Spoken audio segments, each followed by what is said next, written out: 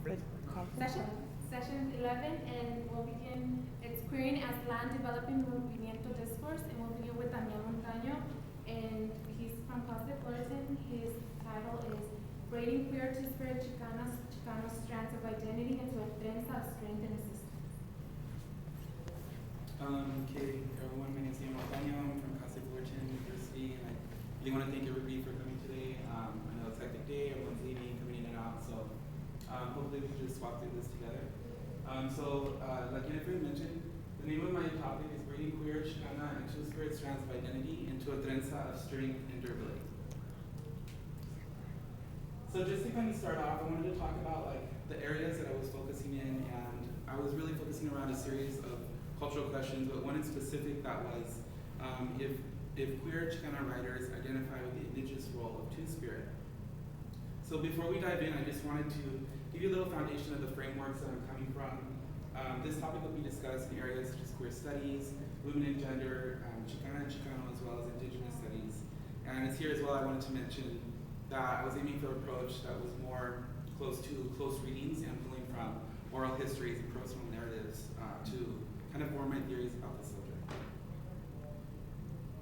I wanted to talk about what I was calling like the Trenza model. So today I'm going to be focusing on three powerful identities. And so as we journey together, I kind of wanted to just kind of keep the image in our minds of the trenza or the braid so that we can kind of imagine that. Because often when we're managing our multiple identities, it requires us often to braid like these strands together into something that is really solid, that's whole, and something that's really durable. And there's, obviously I'm going over these three terms. As far as the term Chicano, I know like, I was thinking just in the interest of time, I know there's like a myriad of like knowledgeable NACCS scholars, people hearing in this room who really tear that word apart. So I wasn't really going to go into it that much, but I mean, I did want to say that I'm using it from the political ideology as well as connection to indigenous roots. The one term I did really want to mention specifically was the term queer, and that I'm really like, throughout this presentation and my work, I'm going to be reclaiming this word as in my past, it was really used against me in negative and demeaning ways. So in this project, I'm really cleansing this term and using it from a place of power as it really shakes up the dominant discourse that being straight is the singular and superior model of sexual organization within society.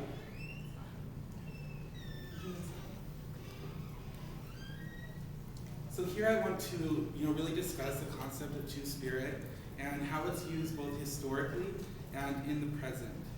So in speaking with Two-Spirit activist, artist, basket weaver, and linguist L. Frank Enriquez, she says, quote, "The Two-Spirit movement is reclaiming our youth. In order for us to remember, we can't leave out the biggest chunk of our identity. We need to re-normalize native life. It is unnatural to live without us," end quote. So, in the old ways, Two-Spirits in tribal communities were really seen as people who could navigate between different worlds, being both the masculine and the feminine. And therefore, they really brought balance, a circular balance to their societies and individual tribal nations. They often held the role as medicine people, or healers, intellectuals, community, and spiritual leaders as well. This term did not really indicate that somebody was queer or LGBT in the Western sense that we really define that word today. It was just simply like as they were. And their roles were really justified throughout oral history, origin stories, and tribal traditions. Currently, the term is fairly new. It emerged from grassroots organizing in both Canada and the United States, and it was proposed by queer Native peoples to really be inclusive of indigenous people who identify as lesbian, gay, bisexual, transgender, or queer, or through their nationally specific terms from indigenous languages. And when we see those images in a few seconds, I'll cover some of those with you. As well as,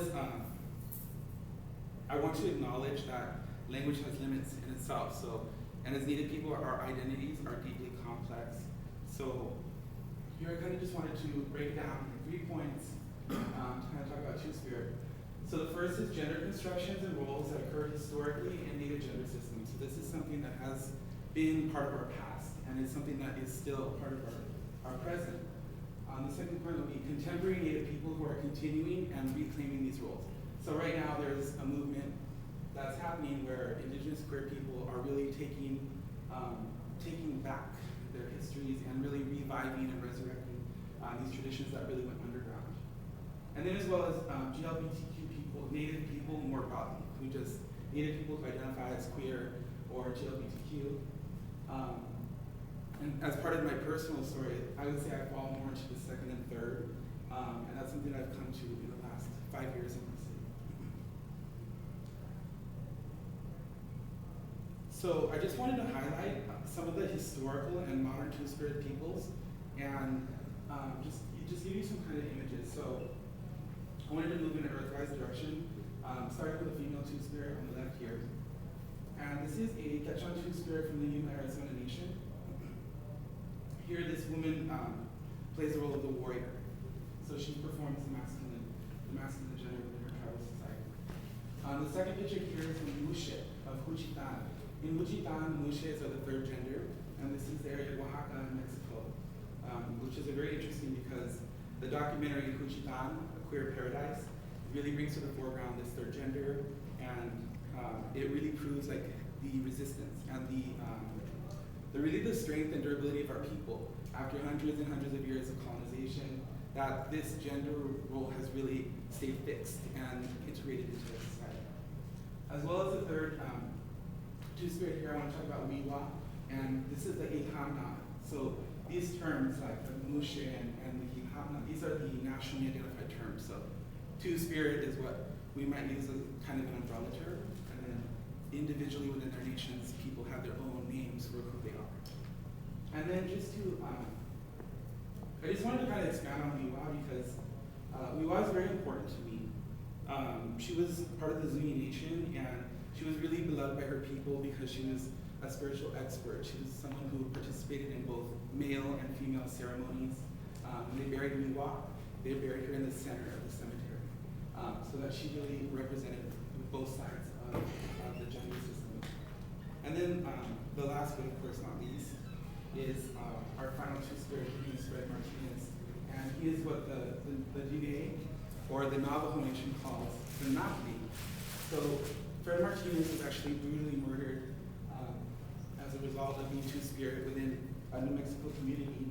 And his death really inspired the documentary Two Spirits, which Alfred Enriquez, the individuals who I interviewed, as well as other Two-Spirit activists who were really there to speak about reclaiming their traditional roles within their tribal societies.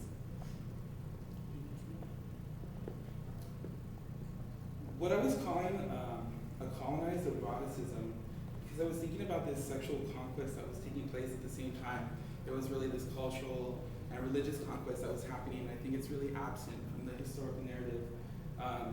The rape, the invasion of the Americas, even in a very literal sense. So with this invasion of the Turtle Island, came forces of patriarchy, Christianization, which eventually leads to all kinds of transgenerational effects, which really included the reduced roles of our mujeres, the reduced roles of Two-Spirit peoples, as well as the denying or abandoning of our indigenous roots, as well as the Christian view of the body and sexuality as sinful and tied to shame. I just wanted to highlight these two individuals, Ashtish is specific, because in that process of introduction to Christianity, when Ashtish is part of the respected Bote tradition of the Crow Nation, and when the Crow were moved to the reservations, the Bureau of Indian Affairs would send agents to the reservation, and when they would see Ashtish dressed in female clothing, they would try to cut his hair and try to strip him in public. And the Crow Nation really defended Ashtish. They really respected him because he held a specific role within their tribal nation.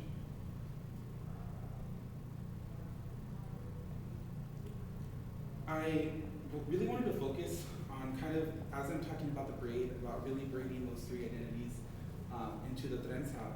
So I really wanted to focus specifically on Indigenous women who are really at the forefront of merging queer and indigenous identities and making a lot of room for change and to move in new directions. Two-Spirit author Beth Brand, in her text, The Gathering of the Spirit, a collection by North American Indian women, really talks about her integration of Native women. This was a collection of all Native women, both lesbian, straight, Two-Spirit, who were really talking about the roles of women within their society, something that was obviously lost. So part of the transgenerational effects, these people are trying to resurrect and remember these tribal traditions. As well as Paula Van Allen, she's living in Pueblo, she was author of The Sacred Hoop, Recovering the Feminine in American Indian Traditions. And there's a lot of people have a lot to say about Paula Van Allen. But because of, her text was critical in the fact that she really brought in these Two-Spirit voices as an individual who's identified as a Two-Spirit. And she has an awesome poem, it's called Like Indians Endure, where she really ties dyed feminism and queer feminism into being Indian and the relationship between those two. And then I kind of wanted to tie in the Chicana writers. I've always been pushed by Marian Saldua, and I know everybody loves her at NACCS, but she's very important to me because she moves my word. And as I was thinking, if these Chicana writers were really embracing, like queer Chicana writers who were embracing the role of Two-Spirit, if they ever identified with that, I was thinking because, Ansaldua and Moraga really pulled from indigenous models and theories, I was wondering if they ever identified in that way. What I think was really interesting is a quote by Ansaldua in Borderlands. And she says, quote, "I, like other queer people, am two in one body, both male and female," end quote. So I thought that was really specific. I think it really speaks to kind of her alliance with Two-Spirit is kind of what I like in that sense. Whereas Moraga, in her recent book, A Chicana Codex of Changing Consciousness, talks about, quote, "We know more than we know we know, the Aboriginal mind at work. I make no claims to it. I only collect broken shards of memory and try to shape a whole that can hold the full promises of my wants." Sharing Moraga's quote, I feel really speaks for Chicanos who are either connected or disconnected to their indigenous heritage, or really attempting to braid this third strand to their identity, the queer Chicana identity, and also those who are really seeking deeper connections to their indigeneity, as the effects of being detribalized have really continued until this day. Sherry Moraga really uses the symbol of the clay pot, and I really love that because it's a vessel for containing and distributing knowledge and traditions from our indigenous past. And in a way, we become vessels to contain and distribute that knowledge back into our communities. If our identity is scattered in pieces by the effects of colonization, heteronormative dominance, then Moraga really reminds us that we know more than we know. We don't have to look too far because the answers are within the spirit, they're within the self. Like the clay pot, our histories and significant portions of ourselves have been erased, reduced, or shattered. What's interesting about these two mujeres is that the text that they compiled together is this bridge called My Back, is where they're really engaging in dialogue with a lot of Native writers that they included in the text, including Christos and Naomi Little Bear. And I thought that was a really specific text, as it was mentioned as well in by queer indigenous writers as kind of a continuance of indigenous knowledge. Moraga and Saldua really creating a bridge between Chicana and Native communities.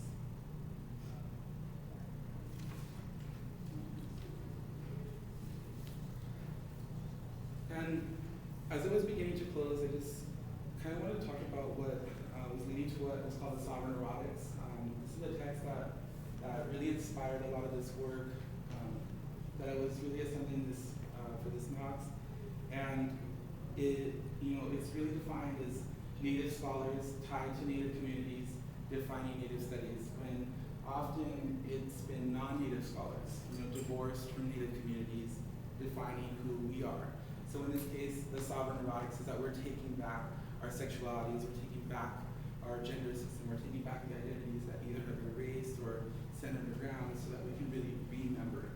And I thought that the Goya Chakri stone and the vessel, the clay pot, is very symbolic of the self or the spirit in the way that we're broken or shattered And then, so in the act of remembering, we're really putting together the body. We're really putting back together these shattered pieces of ourselves so that we can move together, move forward together in a good way. When we can gather the pieces of the shattered vessel, and when we can braid together the strands of our identity, they are no longer separate, but one, and they become the trenza of strength and durability. Those are some of my sources, the right of writing. And my next slide is, I really just like to say thank you, and plus I'm happy to Dr. Alejandro Segadia, who is my mentor at Cal State Fullerton, L. Frank Manriquez, who is a Two-Spirit activist of the Tongva Ahashan Nation, the organization GASA, the Chicano Studies Alliance, the Chicano Studies Department from Cal State Fullerton, as well as the Two-Spirit leaders and Fred Martinez, who really inspired my work. Thank you very much for listening.